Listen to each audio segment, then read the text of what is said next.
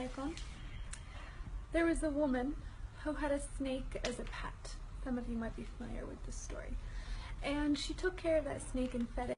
This is actually a true story of a woman in India who had this snake as a pet. She used to feed it, love it, and used to sleep next to it every night, and the snake would wrap itself around the woman. Until one day, the snake stopped eating completely. Whatever the woman would feed it, it would just completely stop eating. So she got worried about the snake's health.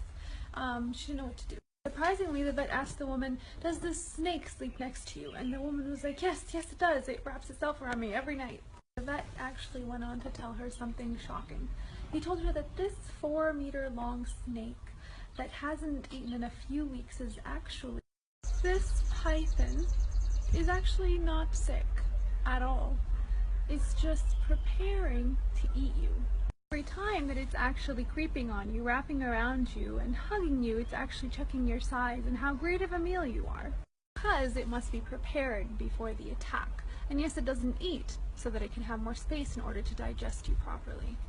The moral of this story, of course, is that even with people who are very close to you, people who you're very affectionate with, they can have very bad intentions.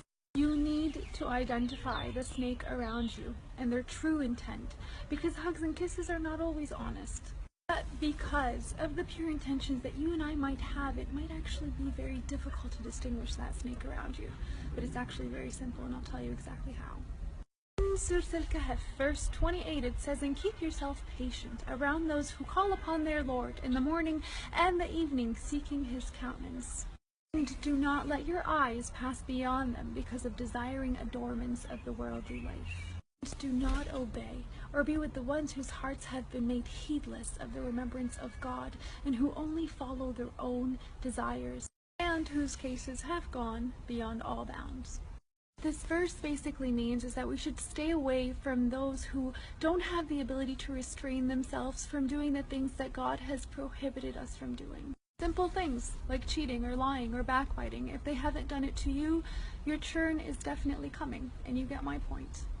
And may God always protect us from any evil and keep us around those whom He loves and do the things that He loves and approves of always.